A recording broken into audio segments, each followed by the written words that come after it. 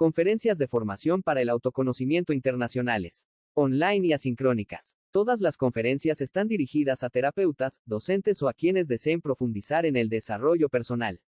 Con cada conferencia se entrega material teórico práctico y certificación de participación. Laura Georgina Villalba desde Argentina y Norberto Ciciaro Villalba desde España te presentan esta serie de formación con una trayectoria de más de 20 años dedicándose al desarrollo integral del ser humano que los avala.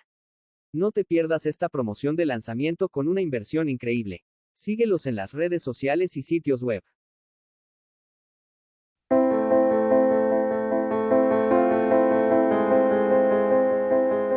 Hola, hola, hola. Mi nombre es Norberto Ciciaro Villalba, presidente de la Asociación Buscadores de Plenitud, y en esta entrevista especial tenemos a Beatriz Valencia y quiero contarles algunas cosillas sobre ella. Beatriz nació en Venezuela y desde temprana edad descubrió su pasión por la psicología.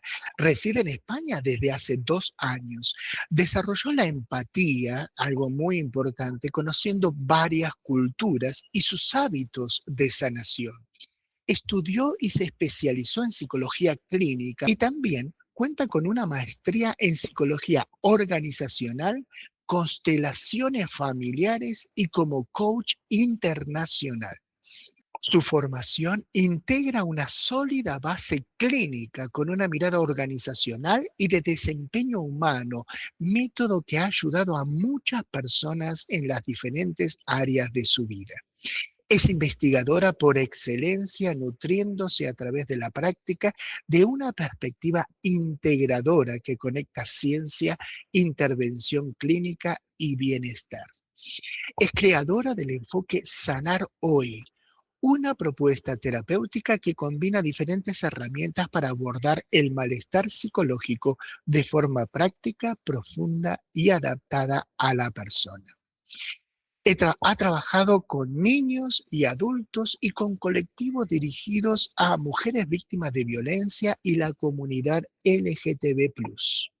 Su práctica clínica abarca servicios de atención presencial y online, acompañamiento a personas migrantes y emigrantes en su proceso de adaptación, talleres de desarrollo personal y constelaciones familiares en varios idiomas.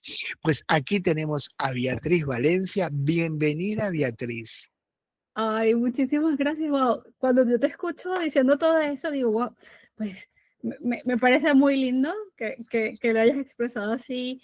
Y digo, bueno, sí, algunas cosas que he hecho, como creo que a veces he estudiado un poquito, pero sobre todo, Norberto, porque yo tengo estas ganas, desde muy chiquita, como lo dices, de entender a las personas y de ayudarlas, porque al final todos necesitamos ayuda, todos necesitamos a una otra persona que esté. Yo también, o sea, yo también soy humana y claro, este deseo surge desde muy pequeñas de tratar de entender a las personas por qué decían una cosa, pensaban otra, y luego yo que siempre estaba como un poco observando lo que sucedía, veía que les pasaban otras cosas internamente.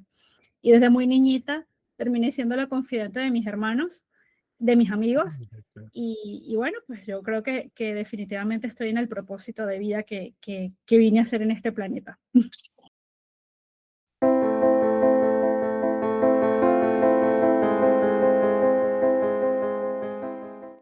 Beatriz, te voy a hacer varias preguntas. El tema de la Ok. entrevista es la soledad y los trastornos de ansiedad asociados a esta soledad. E igualmente, yo que soy bastante cotilla, te voy a preguntar sobre algunas otras cosillas para ir conociéndote más que nada. La primera pregunta es, ¿qué es la soledad y cómo la defines? Bueno, la soledad, en la psicología la entiende como una experiencia subjetiva, como una experiencia relacional, pero no exactamente como un síndrome o un síndrome de aislamiento físico. ¿Por qué es esto? Porque en la soledad existe una diferencia entre el nivel de interacción socioafectiva que yo espero, que yo deseo o que yo necesito, y una diferencia entre lo que yo experimento. ¿Qué significa esto, Norberto? Que a veces nosotros podemos sentirnos muy solos estando con alguien y a veces nos podemos sentir totalmente felices y acompañados, estando absolutamente solos, como un ermitaño que está perfectamente completo y no necesita a nadie, estando aislado en la montaña o estando en su habitación sin necesidad de hablar a alguien.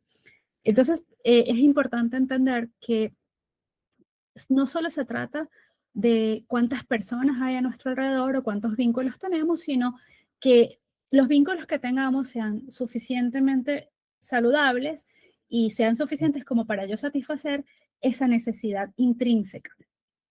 Pues Beatriz, me ha gustado mucho lo que hablaste sobre los ermitaños. Yo te comento cuál es mi experiencia. Yo fui monje contemplativo y también he sido ermitaño. Todo eso está en mi página web y también en los diferentes vídeos con mis presentaciones y demás que se pueden encontrar en las redes y en YouTube. Es algo que yo comparto porque estoy muy orgulloso de esa experiencia. Y quería comentarte que algo, se tiene esta noción, ¿no? De que, o esta creencia que en realidad es media media, porque los ermitaños no nos escapamos y no es que no necesitamos a otras personas, sino que trabajamos o buscamos la soledad para trabajarla desde otro lugar. Y tenemos muy presente a todo el mundo en ese trabajo de la soledad. Sí, me encanta que me digas esto porque justamente la soledad vista desde una perspectiva más integradora es una es como una condición, ¿verdad? En la que tú puedes establecer una mediación entre las interpretaciones y significados que tú le das a los vínculos, pero fíjense que esto es tan importante como tú puedes decir, voy a estar solo por propia voluntad para un conjunto de propósitos personales, aún haciendo un poco de sacrificio del vínculo del otro, que lo necesito, pero no socavando mi relación y no socavando el significado que tiene la relación de los vínculos con el otro. Y sobre todo, sí, para fortalecer seguramente un vínculo personal contigo. Y ese es justamente el afecto, el aspecto personal o el aspecto muy individual que tiene la experiencia de soledad.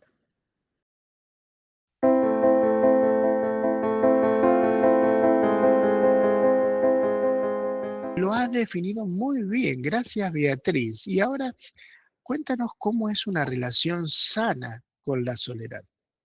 Mira, es que yo creo que esta experiencia personal que me acabas de mencionar está muy concatenado justamente con esa relación sana con la soledad. Nos paramos dentro de un paradigma, el paradigma de que yo tengo un pensamiento y ese pensamiento está conmigo, me acompaña. Hay personas que, muy poquitos, ¿no? Que no piensan en palabras, sino piensan en imágenes, pero tienen un proceso interno en su mente, en su cabeza, en la cual existe el yo y existe esta otra parte de nosotros que también es nosotros, pero no es totalmente nosotros. Entonces, la relación, no me quiero enredar mucho con esto, pero la relación sana con la soledad se establece con la relación que yo tengo conmigo mismo.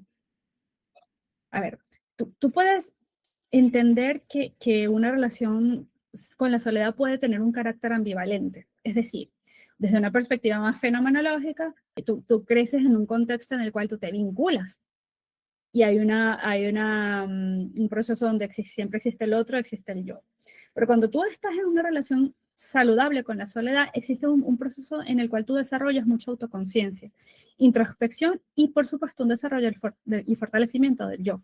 Pero si yo internamente me estoy tratando mal, pues yo no voy a tener una buena relación conmigo mismo. O sea, cuando tú estás en soledad, tú no estás realmente sola, tú estás contigo mismo, tú estás con tu yo, al que le puedes poner cualquier nombre dependiendo de la perspectiva filosófica, teológica, ontológica que tú tengas, ¿no? O de las creencias que tengas, pero tú estás con el otro, que es este yo interno. Si yo me trato mal, pues voy a tener una mala relación conmigo. Si yo me trato bien y soy poco reflexivo o poco reflexiva acerca de lo que me pasa, acerca de lo que yo vivo, pues voy a tener una relación desconectada. Entonces siempre va a tener que ver con cómo yo me vinculo conmigo mismo y este establecimiento de una relación sana, eh, pues se va a alternar con ese vínculo de estar yo bien conmigo. Y en términos psicológicos, básicamente esto implica trabajar muchísimo la regulación emocional, trabajar mucho el autoconcepto, tener un autoconcepto bien integrado y, por supuesto, la capacidad de establecer vínculos significativos primero conmigo para yo poder replicar eso que está en mí con el otro.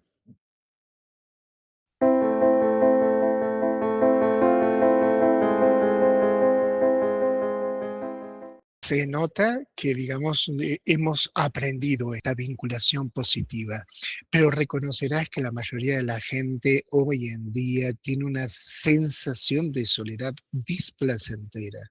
Coméntame sobre esto, ¿no? Sobre ese dolor de la sensación de sentirse solo o sola, ¿no? Bueno, fíjate que tú estás tan en lo cierto que estamos hablando de que ahora mismo, por ejemplo, en España existe un instituto que investiga acerca de la soledad. O sea, esto está grave. Estamos hablando de que ahora aproximadamente un 17% de la población española se siente sola. Es muchísima gente y además un porcentaje muy grande de la población. ¿Qué está pasando? O sea, y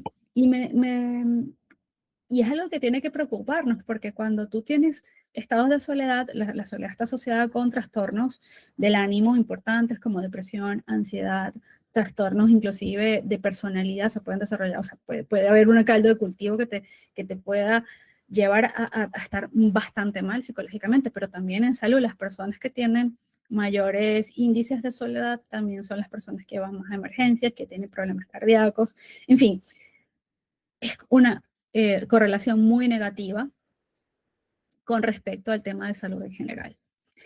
Y me remito un poco nuevamente a este tema de qué es lo que pasa. Bueno, eh, cuando tú estás solo, tú comienzas a cortar, es un poco como el mismo camino de la depresión. Tú llegas y tú, como te sientes solo, porque sientes que no tienes a nadie, pues no sales con nadie. Entonces eso también te desmotiva para que cultives esa soledad. Y entonces, ¿qué es lo que sucede? Yo tengo relaciones que son relaciones bastante efímeras. Yo tengo relaciones donde yo tengo simplemente, yo estoy aquí feliz, sonriente, y yo solamente soy capaz de mostrar esto que tengo. Esto que es aceptado, esto que está bien. Entonces yo no me siento en la capacidad para hablar contigo desde la persona que yo soy, porque yo no todo el día estoy feliz, a veces estoy de malas, hoy estoy peinada, pero hace 2 horas estaba con el cabello todo desarreglado, y entonces lo que te quiero decir es que muchas veces la soledad surge desde poner la barrera de yo no puedo sentirme tranquila y capaz de vincularme con otros desde la esencia que soy. Por eso justamente uno de los grupos de este 17% que están en soledad son adolescentes, donde su vínculo es redes sociales, ¿sí? Donde tú apareces, puedes tener mucha gente que conoces, pero realmente no son personas con las que te vinculas, no hay un vínculo, hay una relación bastante líquida. Y también aparece en las personas mayores, donde precisamente por los cambios sociodemográficos regulares de la vida van perdiendo los vínculos. Entonces fíjate que esto tiene mucho que ver con cómo la vivo, pues la vivo desde la desconexión con el otro, pero que parte de una desconexión conmigo. Una persona que no tiene un propósito de vida, que no sabe hacia dónde dirigir su energía, se levanta sin un deseo, sin algo que quiera hacer o algo que quiere construir, pues evidentemente va a tener menos probabilidades de conectarse con el otro. Es que fíjate algo que hoy, bueno, dentro de todas las cosas que se implementa un poco para gestionar la soledad, es que tu vida también tiene que estar vinculada hacia el otro. Es decir, tengo mi vida y mi vida no, o sea, y dentro de mi vida yo no tengo un propósito en el cual, en el propósito no hay un otro, en un propósito siempre existe un otro, siempre. Cuando yo tengo mi vida donde mi propósito no vincula con nada, pues obviamente yo me voy a sentir absolutamente sola. Y luego esto que hablábamos que es importante del tema de las relaciones líquidas. O sea, sí, esto bueno, este nombre inclusive tiene un contexto muy particular, pero a lo que yo voy es, la gente no tolera que el otro no sea como yo quiera que es. Es decir, yo te veo a ti y a mí me puedes agradar mucho, pero digo, esas gafas rojas no me gustan. Y es que yo no soporto verte con gafas rojas, por decirte algo. Y no tolero ni acepto que tú tengas algo que yo no quiero. Entonces digo, pues esta persona ya no es suficiente, entonces yo no me voy a vincular porque tiene esto que yo no puedo tolerar o que yo no soy capaz de dialogarlo o que yo estoy atribuyéndole un peso que realmente es irrelevante en la relación al otro. Yo tenía una paciente que estaba súper enamorada de un chico y estaban muy bien y los dos tenían mucho futuro, pero ella le causaba pánico, malestar, que el chico tuviese, porque es un chico que trabaja en el campo, que educación la básica, pero a veces tiene algunos errores ortográficos y ella pensaba terminar la relación de una persona a la que amaba profundamente, con la que quería hacer un plan de vida porque él escribía mal algunas letras. Y yo digo, no es que yo no digo que esto no sea importante. Y seguramente alguien puede decir, pero ven, ¿qué dices?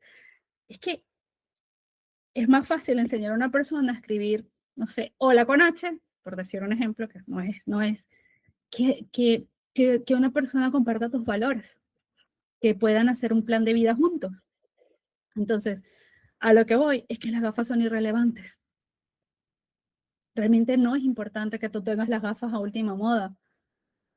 Realmente lo que me importa es el vínculo que yo puedo establecer contigo y que yo puedo hacer yo contigo y que tú puedas hacer tú conmigo.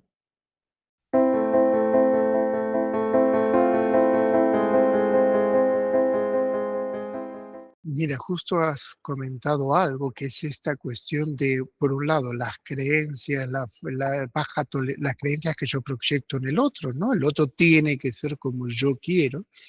Por otro lado, la baja tolerancia a la frustración. Y, y bueno, esto me trae una pregunta que cae por sí misma, ¿no? ¿Estos serán síntomas de la ansiedad por soledad? Mira, la ansiedad por soledad. Y ahora yo voy a hacer algo. ¿Qué fue primero, el huevo o la gallina? Yo tengo soledad porque estoy ansioso, yo estoy ansioso porque tengo soledad. ¿Tú qué piensas? O sea, ¿a ti qué te suena? Me encantaría conocer eso, si la gente puede comentar aquí qué piensa, porque yo quisiera saber un poco qué es lo que opina la gente, ¿no? ¿A ti qué se te ocurre? ¿Qué crees tú que viene primero? El huevo o la gallina. Pues yo creo que primero viene la sensación de soledad. La ¿Vale? sensación de soledad me produce ansiedad. Ahora, ¿cómo he llegado a esa sensación de soledad? Por ahí es por ansiedades por otros motivos. ¿No? La frustración que, por ejemplo, bueno, me frustra estar con la gente. Entonces, a partir de eso, me meto para adentro porque me despierta mucha ansiedad, esa frustración de que la gente no sea como yo quiero y después aparece el sentimiento de soledad. Bueno, me parece que esto es de alguna forma yo creo que tú lo has pensado. Yo también quisiera que la gente como reflexione si por ejemplo, han estado solos, se sienten solos, o sea, qué experiencia emocional les genera soledad o qué procesos de evitación estás teniendo para alejarte de la gente y que eso, como consecuencia, te produzca soledad. Bueno, hablemos un poquito de la ansiedad. O sea, la ansiedad es una experiencia psicológica que tiene dos emociones fundamentales. Por un lado tengo miedo y por otro lado tengo anticipación. ¿Sí? La anticipación es una emoción neutra. Es como cuando yo tengo un vaso de agua. Pues la anticipación es el vaso de agua. Si yo le pongo sal, es agua con sal. Si yo le pongo azúcar, es agua con azúcar.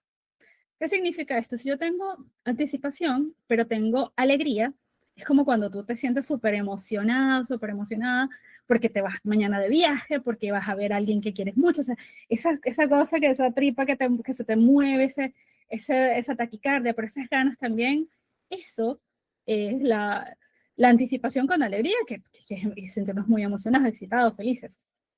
¿Qué pasa? Cuando yo tengo esta misma anticipación, donde yo creo que algo va a pasar, pero tengo miedo, y cuando yo tengo miedo siempre las cosas son malas, o sea, es decir, hay un peligro a mi vida, entonces yo voy a tener esta sensación de anticipación, de ansiedad, es decir, algo va a pasar, y como es algo que me genera miedo, algo malo va a pasar.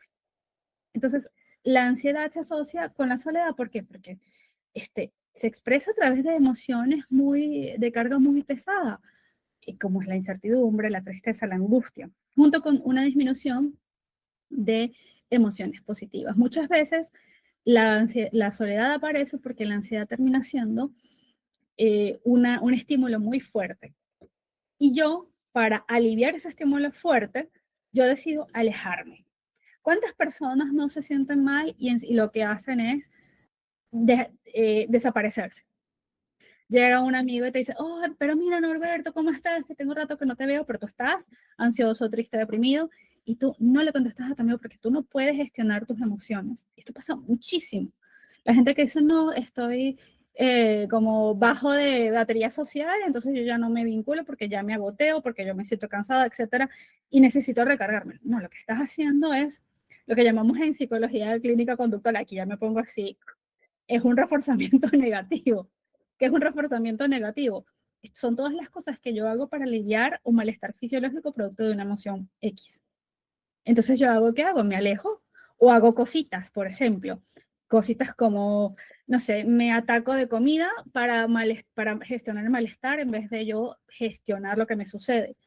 Veo a Norberto y entonces como yo, no sé, me pasan cosas con él, no sé, cosas positivas o cosas negativas, pero yo no sé lidiar con eso, me escondo, que no me vea, y poco a poco yo voy cortando los vínculos. Entonces, evidentemente hay una disminución de emociones positivas porque yo no estoy gestionando lo que me pasa y entonces estoy cortando los vínculos. Y por supuesto hay un factor de tipo de déficit relacional que tiene que ver con problemas de apego, con problemas de pertenencia y de reconocimiento. Y por supuesto una evaluación negativa, muy obviamente subjetiva de la situación. Y bueno, sobre todo yo me voy a quedar un poquito con el tema del apego. Entonces, dentro de toda esta ansiedad, se generan experiencias de apego evitativo o de apego ansioso. Todos tenemos apegos, ¿verdad? Necesitamos tener apego porque la gente a veces le dice, no, el apego, qué malo tener apego. Bueno, mira, si no tuviésemos apego, no hubiésemos llegado a la edad que tenemos. Porque el apego es un mecanismo que tiene el cerebro de todos los humanos, de todos, para que yo me vincule con las personas que me van a garantizar que yo viva, básicamente. Es decir, ese vínculo que tiene el bebecito con su mamá, con su papá, y el vínculo que la mamá y los papás tienen con el bebecito garantiza que ese bebé coma, duerma, crezca, ¿sabes? Y pueda protegerse del peligro, pueda generarse un conjunto de cosas. ¿Qué pasa? Dependiendo de cómo ha sido el vínculo, ¿verdad? Yo voy a tener algún tipo de apego. Son investigaciones que más o menos vienen desde los 70, la teoría de Broglie del apego. No me voy a poner como muy técnico con eso, pero les explico que existen estos dos tipos de apego. Un apego evitativo donde yo aprendí a vincularme y sobreviví. Básicamente esto se queda en mi cerebro porque me ayuda a sobrevivir, desde donde yo controlo y gestiono mis emociones porque era lo más seguro para mí. Si yo me portaba bien, no gritaba o no demostraba mucho mis emociones, yo iba a tener un mejor vínculo con mis cuidadores, mis padres o la abuelita o la cuidadora, etc. ¿Okay? Pero esto también es importante que sepan que son interpretaciones del niño, porque no necesariamente tiene que ser así. ¿Alguna vez se han dado cuenta que niños pequeños dicen, no, yo, no sé, creen que son los responsables de cosas que pasan en casa? Pues bueno, lo que pasa es que en la interpretación del niño, en la medida en que se vincula, va a asociar una situación A con una situación B, independientemente de que esto sea así. Lo que te quiero decir con esto es que tú puedes tener un apego evitativo y tus padres pudieron ser muy diligentes, pero tu experiencia infantil interpretó que tú necesitabas controlarte y no vincularte mucho para poder sobrevivir. Lo otro que le pasa a los niños o a las personas con apego ansioso, de verdad, es que siempre tienen miedo del abandono, de que los van a dejar, de que no van a estar. Entonces se ponen, cada vez que se presenta una situación como esta, pues lloraban, gritaban, chillaban y enseguida sus padres les atendían. O puede ser que no les atendían porque tal vez no se los dejaron en el colegio. Esto es una experiencia psicológica y la interpreta como que cualquier vínculo, si yo no me clavo a él, yo me voy a quedar absolutamente sola, voy a terminar en abandono, etc. Entonces, ¿qué sucede con esto? Para no hacer la historia un poco más larga. Yo, a partir de las experiencias emocionales de relación que tuve, yo voy vinculándome así con las demás personas. Entonces, si yo estoy más evitativa o más ansiosa, yo voy a tener experiencias mucho más complejas en mis vínculos. Y esto es bueno, es malo, porque todos tenemos un poco de apego evitativo, un poco de apego ansioso. Hay algunas personas que, bueno, que tienen un apego bastante saludable y que bueno, pero el tema es que esto es un problema cuando significa un problema para ti, es decir, cuando tú estás sufriendo constantemente por tus vínculos.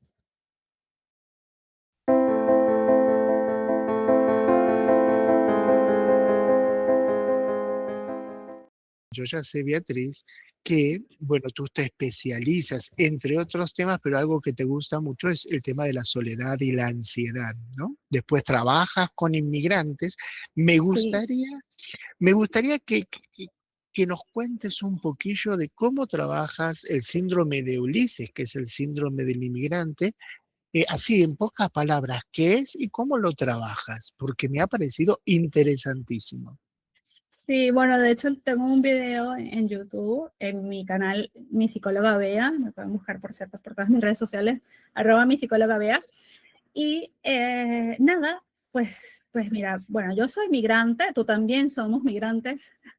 Eh, claro, y eso no significa que todos tengamos síndrome de Ulises, pero sí es verdad que mucha gente sí que lo tiene. Y ahora, ¿qué es el síndrome de Ulises? Como me lo dices tú. Fíjense, el síndrome de Ulises es un proceso psicológico de un duelo crónico llevado en el tiempo. Eh, Básicamente surge cuando tú como migrante comienzas a vivir experiencias emocionales en las cuales no te terminas de conectar nunca con nada, no te sientes ni de aquí ni de allá. Yo voy a Argentina, por ejemplo, y soy el europeo, el español. Vengo a España y yo no soy no soy español, yo soy el argentino, por ejemplo. O en mi caso, yo tengo yo viví un tiempo en Brasil, estuve también un tiempo en México y ahora estoy aquí en España. Y entonces dices, bueno, ¿y de dónde soy? Entonces Sí. tienes un duelo muy fuerte porque tú no te sientes de nada ni a nadie. No sientes ese vínculo y eso genera sufrimiento, genera una sensación de malestar y de desconexión con el otro, porque una de las cosas importantes que tenemos los humanos es que nosotros necesitamos pertenecer a algo. A veces puede ser un concepto como tan concreto como yo soy de Venezuela, yo soy argentina y soy me siento identificado, como también a veces puede ser un concepto un poco más de otro tipo. Por ejemplo, yo pertenezco a mi vínculo con mi familia, yo pertenezco a esta profesión que yo tengo, yo soy esto. O sea, nosotros podemos desarrollar diferentes vínculos, pero en el síndrome de Ulises eso no existe.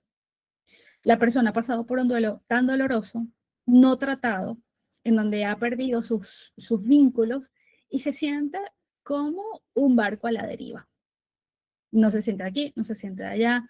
Eh, experimenta experiencias de soledad muy profundas, vacío existencial y una sensación de querer buscar picos de adrenalina seguidos de como bajones y depresiones muy fuertes, o como bueno, nosotros le decimos técnicamente, se dice en argot, en lenguaje técnico, mejor dicho, anedonia.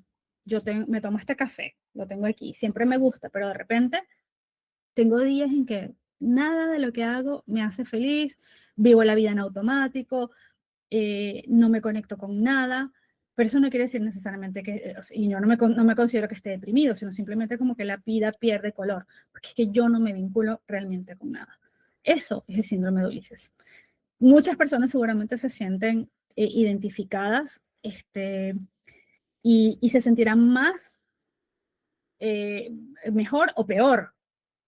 Eso va a depender del ciclo donde te encuentres, porque justamente cuando tú no tratas este síndrome, vas a tener intermitencias, porque al final nuestro cerebro siempre va a tratar de buscarnos hacer sobrevivir. Si yo estoy muy down, pero tengo que pagar las cuentas, porque si no me echan y tendría que vivir en la calle como inmigrante, donde no tienes redes no tienes a tu familia que te pudiese dar a cobijo, tú no te puedes permitir ciertas cosas, aunque no te sientas bien.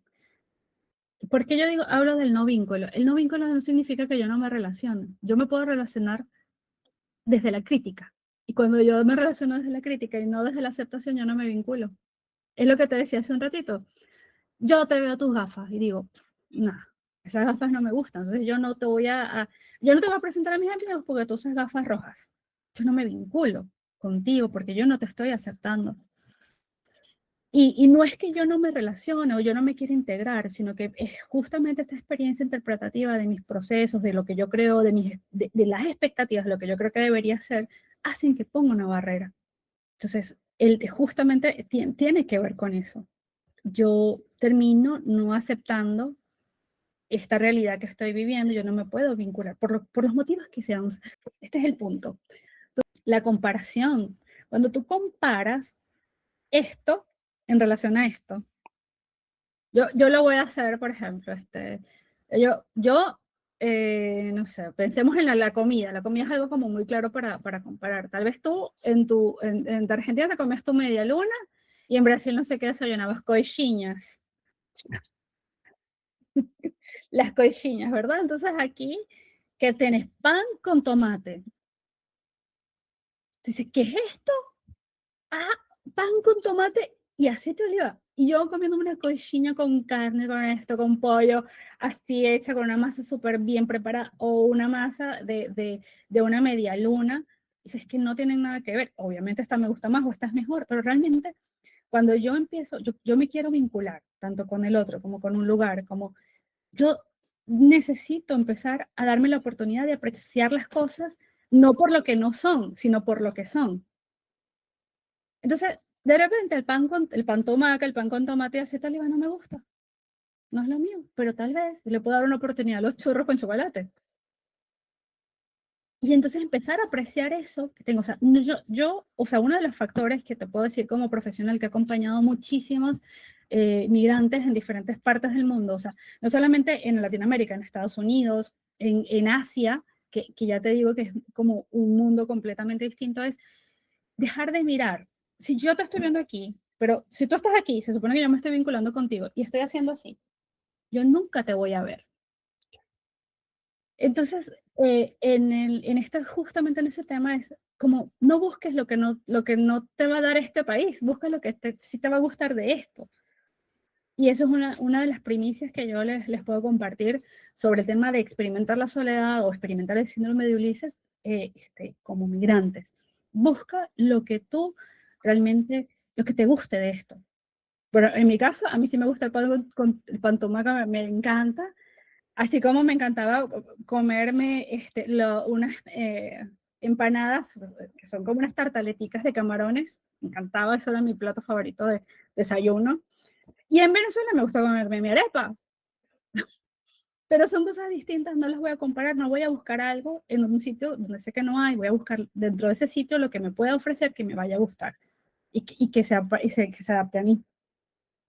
Pues voy a hacer una convocatoria a las personas que nos están viendo, ¿sí? Y que se hayan sentido identificado con este proceso. Es muy fácil a nivel teórico decir, bueno, mira, relacionate desde lo que a ti te gusta de una cultura y no desde lo que es lo diferente. Pero lamentablemente para llegar a ese punto necesitamos el acompañamiento de un profesional. A nivel entenderlo es muy fácil. ¿Dónde está, digamos, bueno, como todo en la psicología, a mí me lo explica, yo lo entiendo. Otra cosa es que yo lo puedo internalizar y cambiar mi forma de relacionarme. Así que bueno, por favor, repítenos todas tus redes sociales donde conectarnos contigo. Claro que sí, bueno, es muy fácil. Mi psicóloga Bea, en todas las redes sociales. En TikTok, @mi psicóloga Bea. En Instagram, @mi psicóloga Bea.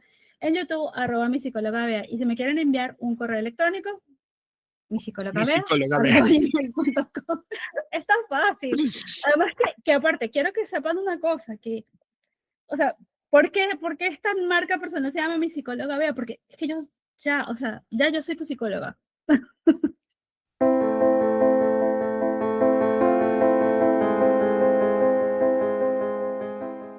Hemos hablado sobre ansiedad, hemos hablado sobre apegos, hemos hablado de depresión, hemos hablado del síndrome del inmigrante, hemos hablado de tu especialización o de tu trabajo con mujeres maltratadas, con el colectivo LGTB, o sea, una amplitud de trabajo y de experiencia y también has comentado, ¿no? En diferentes países todo esto, ¿no? Sí. ¿Cómo ha sido tu proceso personal que te llevó a especializarte en estos temas? Dos cosas. O sea, primero, yo no soy una persona perfecta, lejos de ser perfecta, y hay algo que yo te puedo decir, reconocer dos cosas en mi vida. O sea, yo he estado triste, yo he estado deprimida y me he sentido sola. Aún siendo psicóloga, aún yo considerando que he sido una mujer a nivel profesional muy exitosa. Inclusive mi carrera profesional inicia desde el área organizacional porque yo decía, yo necesito ver a la gente que quiere desarrollarse, tal, no a la enfermedad y toda esta historia, ¿no? Y la verdad es que yo considero que me fue muy bien y fue muy exitosa, pero aún así pasaron cosas en mi vida en las cuales yo me di cuenta que esto es importante, sí, y es necesario, además teníamos que hacerlo, pero también está la otra parte. Es decir, tú querer mirar solo lo bonito del mundo está muy bien, porque el mundo tiene bonito, feo, regular, más o menos, tiene todo.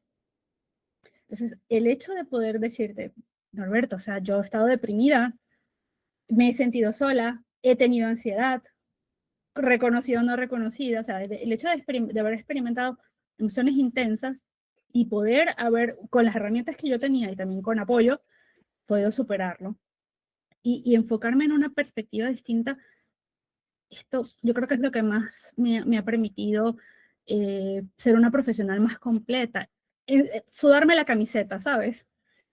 Estar allí y entonces en ese mismo proceso tener la posibilidad de tener mucha compasión. O sea, compasión no es pobrecito, ay, pobrecito, no, compasión es realmente entender que las personas tienen un dolor, que no importa la situación, o sea, porque tú puedes estar triste porque se te perdió tu móvil, pero eso tiene un significado para ti, como puedes estar muy triste o tener un gran problema porque vives una experiencia de violencia o estás en un proceso de transición. El día que yo me enteré, por ejemplo, de que las personas que son trans o que están en ese proceso de transición tienen un promedio de vida de 32 años, yo me sentí sumamente triste. Y dije, yo no puede ser posible que esto esté pasando en este mundo, porque las personas son diferentes y yo quiero trabajar por un mundo en el que haya respeto, cuidado y que las personas puedan tener igualdad de oportunidades. Entonces, a partir de ese momento dije, pues yo voy a trabajar con esto. Porque a mí me dicen, vea, pero tú qué tienes, vea, pero ¿por qué tú has hecho tantas cosas? Porque yo hago mis cosas, pero también hago mucho trabajo voluntario, entonces yo en vez de estar el sábado viendo tele en mi casa o el domingo viendo tele o pintándome las uñas, yo dedico parte de mi tiempo a hacer cosas que yo creo que van en función de mis valores personales y que yo creo que van a ayudar. Entonces, como te decía, yo duré como un año aproximadamente trabajando todos los sábados gratis en una organización sin fines de lucro que apoyaba a mujeres víctimas de violencia de género y que también tenían un programa de atención psicológica para las chicas y los chicos de la comunidad. Y bueno, fue un trabajo estupendo, maravilloso. Luego ya sí, de repente me puse a trabajar un poco con ellos más formalmente, pero lo hice desde eso, desde la compasión por el otro, desde entender que las personas sufren, desde saber que yo también he pasado, he sufrido y que existen un montón de herramientas de tecnología, de las ciencias del comportamiento, ¿no? Como se dice. Pero también eso no significa nada si no tienes gente que realmente se importe. Y cuando yo tengo un caso, Norberto, o sea, yo no lo veo como un trabajo solo, o sea, yo estoy súper segura que estoy haciendo mi propósito de vida aquí y yo acompaño a la gente desde la humanidad.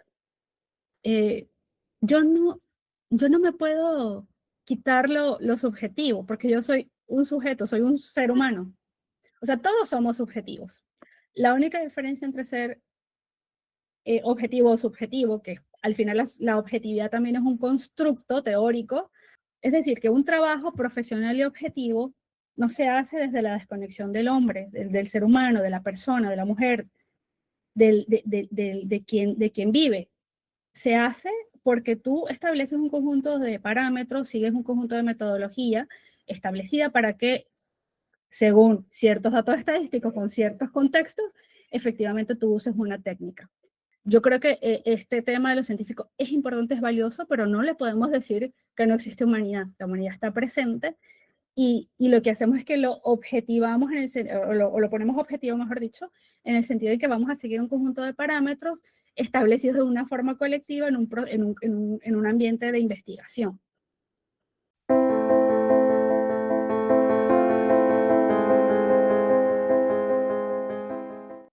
La psicología para ti desde muy pequeña, pero ¿cuándo sentiste que, porque aquí me has hablado de valores, ¿no? Vocación de servicio, Sí. ¿sí? Me dijiste, bueno, esto de los voluntariados no es otra cosa que vocación de servicio. Entonces, ¿cuándo sentiste de que esta actividad que tú estás haciendo en diferentes países y también a nivel intelectual, formándote y demás, era tu misión de vida? Si puedes decir, bueno, a partir de este momento me quedó más que claro. Se dice que tú cumples tus sueños, o sea, tú eres feliz cuando cumples tus sueños de niño, ¿no? Yo cuando estaba 5 años, imagínate, pero yo tengo ese recuerdo y luego ya me han confirmado mi recuerdo, ¿no? Yo decía que yo quería tener una gran casa donde pudiese alimentar a las personas que no tenían comida, que eran pobres, o sea, como que pudiesen, ¿sabes? Como eso yo, obviamente una ONG, algo así, pero obviamente yo decía que yo quería alimentar a la gente pobre que vivía en la calle, que pobres, que estaban mal. Y recuerdo que cuando yo era niña, en el barrio donde estaba mi escuela, había un chico que tenía esquizofrenia, pero él estaba como libre, y él hablaba solo y cantaba, y yo decía, loquito, ¿no? O sea, era lo que decías cuando eras niño, ¿no? En fin, entonces yo decía, sí, vale, para que este chico vaya, se bañe, coma rico. Entonces me acuerdo que las amigas de mi hermana, que eran mucho mayores que yo, que estaban en bachillerato ya para graduarse a la universidad, se ponían a llorar y decían, ay, qué lindo. Eso es mi recuerdo, mi primer recuerdo. Pero entonces se me olvida. En plan, sí quería ayudar a la gente, pero yo no me acordaba de que yo quería tanto ayudar a las personas. Apenas empiezo a estudiar psicología y me voy por esta rama de lo organizacional, que también fue muy buena, pero no estaba más enfocada como a estar, la gente que está bien, pues que esté mejor y ya está. Pero cuando yo tengo lo que se llama la noche oscura del alma, es más o menos como en el 2016.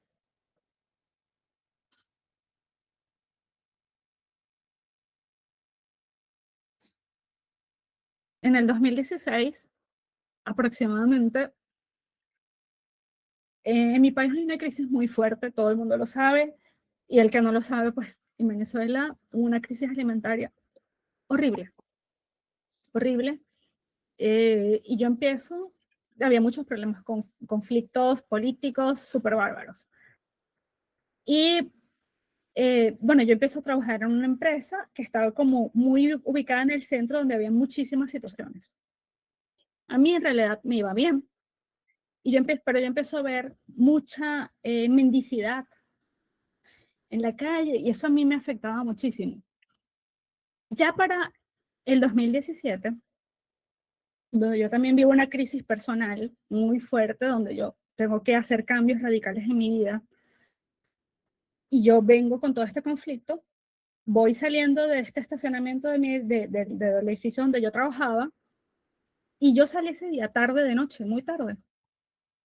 Y cuando yo voy andando, casi le doy un golpe a una chica que estaba con un niño pequeño y un bebé en brazos, porque ellos se habían atravesado, como que, no sé, se resbalaron, no sé, de un saco de comida, de basura de un restaurante que estaba en el edificio.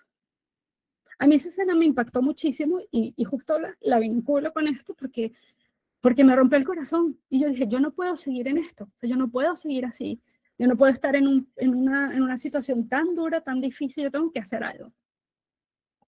Y en ese momento, dentro de todo este dolor que también personalmente estaba viviendo, ¿no? Porque también mi familia toda se había ido fuera del país, y yo estoy prácticamente sola en Venezuela, sola, estando yo, fíjate, estaba experimentando la soledad. Y yo ya no tenía tampoco amigos, porque todos mis amigos se venían del país, porque toda mi familia se ve del país, entonces yo estaba en el país donde yo nací y crecí absolutamente sola, con, con otros problemas, con otras situaciones, y además viendo el sufrimiento de los demás. Y allí yo decidí que yo tenía que hacer algo. Entonces, la empresa donde yo trabajaba, la verdad es que tenía mucho dinero, y busqué trabajar con una ONG haciendo donaciones para escuelas, para que les llegara comida a escuelas y para ayudar a las mamás con sus niños, a las mamás monoparentales, ¿sabes? Las mamás, familias que estuviesen con un solo padre, para poder alimentar y darles de comer. O sea, eso fue una cosa que a mí me y te digo algo, o sea, como que yo lo decía en ese momento, pero es que yo esta pregunta no me la había planteado, el dolor que me sentí. Yo recuerdo que haber llorado de impotencia todo ese camino y decir, yo, esto está muy difícil, o sea, yo no puedo hacer esto. Y bueno, así lo hice por bastante tiempo, hasta el 2019, que definitivamente decidí salir de Venezuela, pero también fue eso, fue estar en una situación personal muy dura, que tuve que, de la cual salí bien, salí fortalecida, y luego también ver todo el sufrimiento que estaba viviendo mis hermanos venezolanos.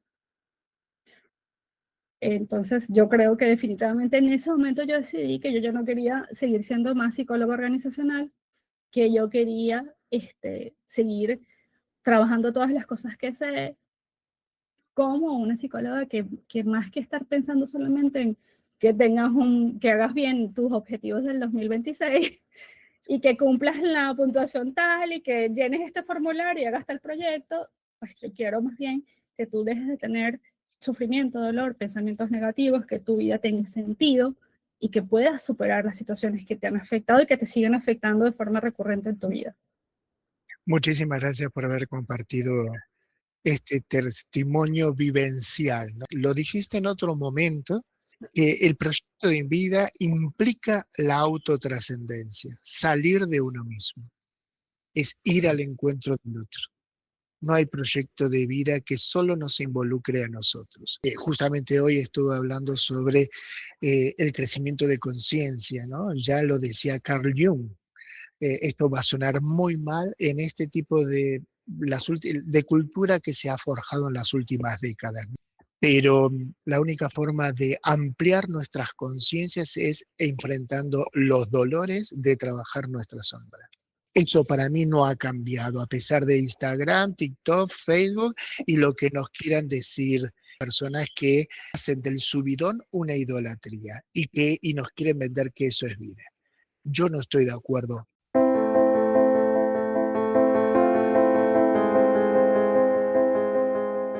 Totalmente. Es como cuando te salen los dientes, cuando tú estás creciendo y empieza tu cuerpo a cambiar.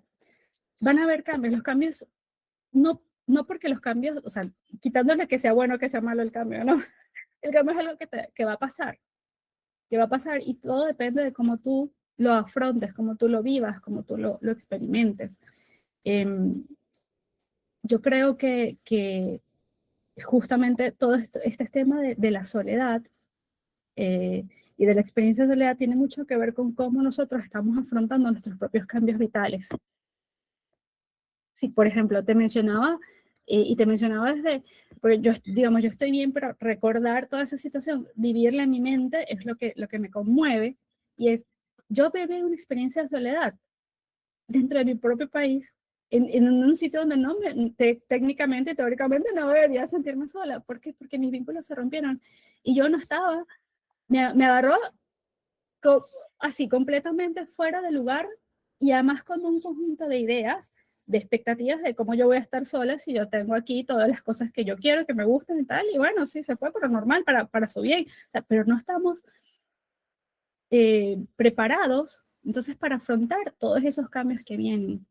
Que la mayoría de los cambios, pues sí, yo. Entonces, no, un cambio para bien, bueno, pero ¿cómo tú gestionas el cambio? ¿Cómo tú lo gestionas?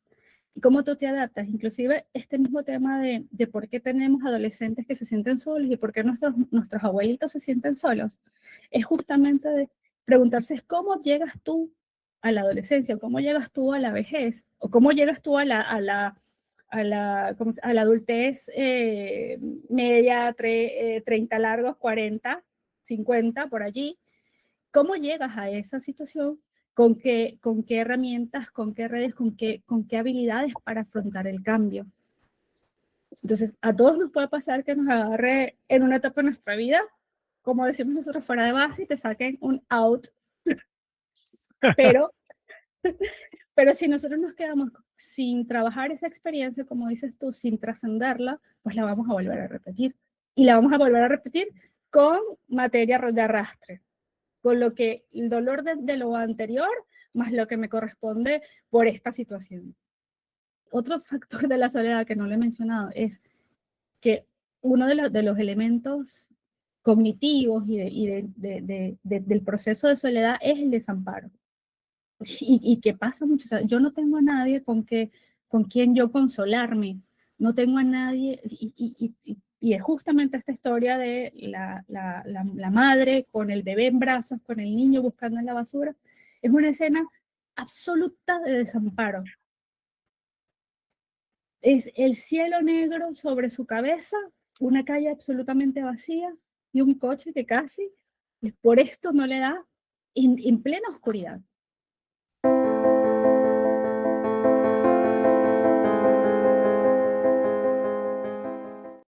Beatriz Valencia, hoy, ¿cómo trabaja su vida interior y cómo trabaja su vida exterior? ¿Con qué prácticas? La historia es muy fácil. A ver, yo trato de comer saludable, tomo vitaminas, hago ejercicio, no consumo así grandes cantidades de alcohol, bueno, una copita así que me tomo, pero no soy, ¿sabes? Digamos, tengo una vida con los parámetros de salud de la OMS bastante bien, diría yo. Ahora, lo interno, ¿qué es lo que hace que se mueva lo externo también? Pues hay varias cosas que yo hago. O sea, yo una de las cosas que practico es que yo cultivo a las personas que forman parte de mi vínculo. O sea, yo cultivo mis relaciones. Yo soy una amiga y yo estoy para mis amigos. Y mis amigos también están para mí. Yo leo mucho, trato de leer, trato de escuchar cosas que a mí me van a hacer bien. Y, y porque lo que tú escuchas en las canciones, en todo este tema, a mí me encanta, te digo así de que a mí me encanta una música bien pachangosa, bien, mi reggaetón, todas esas cosas a mí me gustan. De hecho, a mí me gusta mucho el funky, pero entiendo que el contenido de esas letras no es bueno para mí. Entonces, aunque me gusta mucho, yo lo tengo bien limitado porque sé que eso no es bueno para mí, porque el contenido de estas canciones no son buenas para mí. Y lo que tú escuchas cambia tu forma de pensar. Entonces, trato de leer, trato de escuchar podcasts que me construyen y también trato de hacer lo máximo que pueda ejercicios de meditación, aunque sea, si yo no tengo mucho rato para hacerlo, yo lo hago 2 minutos, 3 minutos, 5 minutos, ¿sí? 5 minutos, en 5 minutos sí se puede meditar, se puede hacer un trabajo que es progresivo para que tú estés bien. Entonces, básicamente eso es lo que hago. Mira, meditar, quien diga que es fácil, yo no lo sé, yo no sé si a alguien le parezca fácil meditar, creo que es un poco difícil, porque tienes tantas cosas a tu alrededor y tantos quehaceres que a veces te cuesta un poco, pero si tú te buscas ese tiempo para ti, es importante. Y luego la otra cosa que te muestro aquí, mira, que aparte siempre lo tengo cerquita, es esto.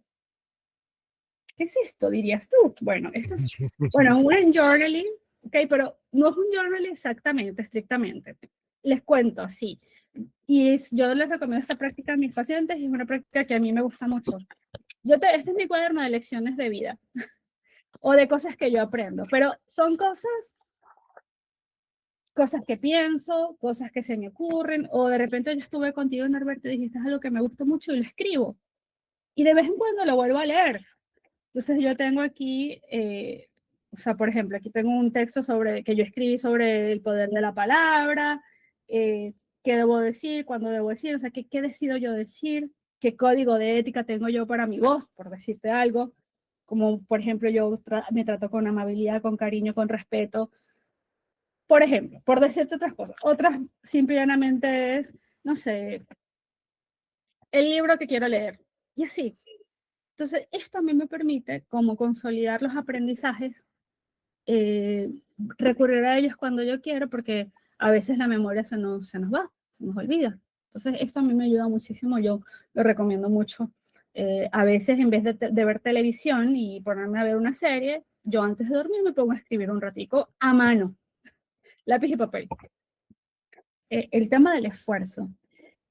O sea, tener relaciones implica esforzarse. Superar la soledad implica esforzarse porque vas a tener que hacer cosas que no quieres, que te van a dar miedo, que no te van a gustar, que te van a hacer sentir incómodo, que te van a sacar de tu zona de confort, básicamente. Sí, sí. Y eso no es agradable, va a implicar ese esfuercito. Luego ya lo superas y continúas con el siguiente nivel y llegarás hasta donde quieras llegar.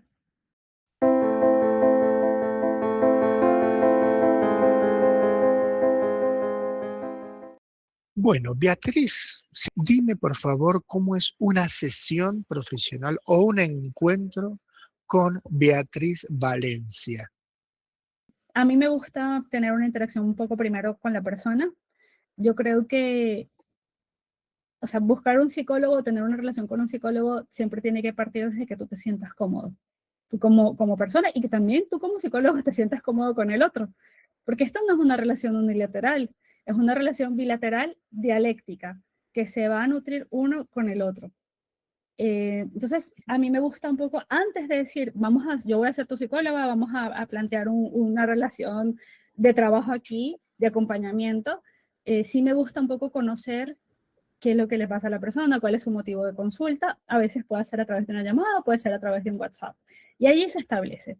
Yo también, eso también a mí me da una idea de qué es lo que necesita la persona como básico, ¿sí? Porque yo trabajo con un método que es un método de diagnóstico y de revisión de variables generadoras del problema, hago una lista de problemas. O sea, yo trabajo con una planificación y me gusta tener muy claro cuál es la situación de la persona, porque hay personas que sí efectivamente van a necesitar terapia por mucho tiempo, pero yo no creo que la terapia tiene que ser para toda la vida, porque si no, imagínate, terrible. Yo creo que la terapia tiene que estar centrada en ayudar a la persona a salir de su situación y en la medida en que la persona quiera seguir trabajando cosas, pues allí vamos trabajándolas. Pero fundamentalmente me gusta hacer una revisión con el paciente de qué es lo que necesita y qué es lo que podemos, sobre lo cual vamos a operar. Entonces nuestra primera reunión es básicamente conocerle, establecer ese rapport y ver cuál es su plan de trabajo. También a mí me gusta muchísimo que la persona sepa para dónde vamos. Es decir, yo le cuento a la persona cuáles son mis planes para la sesión, qué es lo que vamos a trabajar, qué es lo que vamos a trabajar para la siguiente sesión. Evidentemente yo tengo un método cognitivo-conductual, pero yo uso mis otras herramientas, mi otro pool de herramientas en la medida en que lo voy necesitando. O sea, digamos que tengo una estructura cognitivo-conductual con una metodología de trabajo de esta forma, pero yo luego voy incorporando las herramientas que yo veo necesarias, porque cada persona es diferente. Entonces, si te tuviese que decir, pues mi método es un método que reconoce a la persona, tratado por una persona, el vínculo de la persona, por persona, el establecimiento de la relación, y luego por otra parte, la aplicación de diferentes técnicas con base científica y por supuesto el establecimiento de otras técnicas que yo sé que funcionan, que tal vez no tengan directamente un vínculo con la psicología cognitivo-conductual, pero que sé que funcionan como el enfoque sistémico, una visión más integrada de su vida personal y luego el uso de otras estrategias, como puede ser, por ejemplo, en alguna ocasión con constelaciones familiares o en alguna ocasión de repente ejercicios más de tipo psicodrama, etcétera, que pueden funcionar bastante bien para ayudar a la persona a salir de esa situación.